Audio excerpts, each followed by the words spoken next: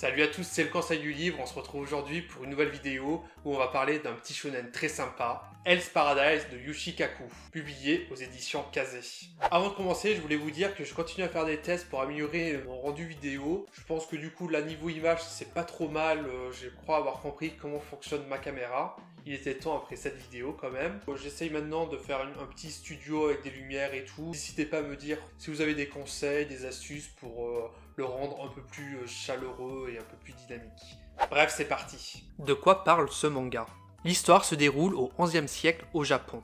Nous allons suivre un shinobi surnommé Gabimaru le Vide, le tristement célèbre assassin venant d'un village aux coutumes sanglantes et sans pitié. Capturé et croupissant en prison, il attend désespérément qu'un bourreau parvienne à lui ôter la vie. Seul problème, il est tellement fort que personne n'y arrive. C'est alors qu'il reçoit la visite d'un exécuteur, Sagiri, une puissante manieuse de sabre de la famille Yamada Asemon. Celle-ci lui offre la possibilité d'être gracié et libéré, mais à une seule condition. Il va devoir se rendre accompagné d'autres condamnés à mort au paradis des dieux, l'île mystérieuse de Sukawati, et ramener l'élixir d'immortalité pour le shogun. Le seul problème, tous ceux qui se sont rendus sur cette île ne sont jamais revenus vivants. Pourquoi j'ai aimé ce manga? Ici nos protagonistes sont à la fois des criminels et des bourreaux. Il n'est pas question dans ce manga d'être altruiste ou bien de sauver le monde. Nos joyeux lurons ne sont pas là par gentillesse ni pour se faire des amis. Ils sont là car ils sont condamnés à mort et c'est leur seule chance de vivre encore un peu. Et cela est le propre de l'homme. Vivre et être maître de sa vie. Même si pour le coup c'est assez paradoxal. Pour continuer de vivre, ils vont devoir la risquer. Certains vont alors trouver un sens dans leur existence. D'autres vont faire face à leur destin.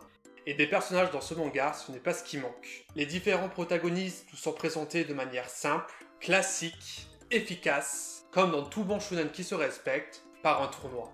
S'il n'y a pas de tournoi, c'est pas vraiment un shonen. Et cela dans le but de gagner le droit d'aller sur l'île, permettant au passage d'apprécier la dangerosité des individus. On y découvre d'ailleurs à ce moment-là quelques membres du clan Yamada Asemon. Notamment si vous êtes à jour dans la série, il y a un personnage que moi j'aime beaucoup, c'est Shion. Je vous en dis pas plus, mais il est vraiment stylé. Notre protagoniste, lui, va tenter tant bien que mal de se défaire de sa condition d'assassin. Son seul but est de retrouver sa femme, la seule personne qui lui a redonné goût à la vie, ainsi que des sentiments et de l'humanité. Il va alors commencer à penser par lui-même. Il n'est plus l'animal assoiffé de sang qui obéit aveuglement à son maître. Il devient un homme doué de conscience, et à ce titre, son surnom le vide n'est plus d'actualité. Merci les cours de philo. Et en même pas quelques chapitres, le nombre des protagonistes diminue. Les personnages qu'on aurait pu croire importants sont tués avec brutalité par les créatures et les individus qui vivent sur l'île. On comprend rapidement que personne n'est à l'abri et le doute s'installe chez le lecteur. Qui sera le prochain? Au niveau dessin, il n'y a pas grand chose à dire, c'est un travail de qualité, on a un travail soigné. Le dessin est fin avec plein de détails qui représentent bien l'univers cauchemardesque de la série. Le découpage, quant à lui, il reste très classique, on va pas se le cacher, mais ça fait très bien l'affaire. Bref, si vous ne connaissez pas encore cette série, je vous conseille fortement d'aller la découvrir. C'est un manga que j'ai beaucoup apprécié lire, c'est encore en cours, c'est chez Kazé. Je sais pas combien il y aura de tomes, mais en tout cas, c'est un bon moment de lecture.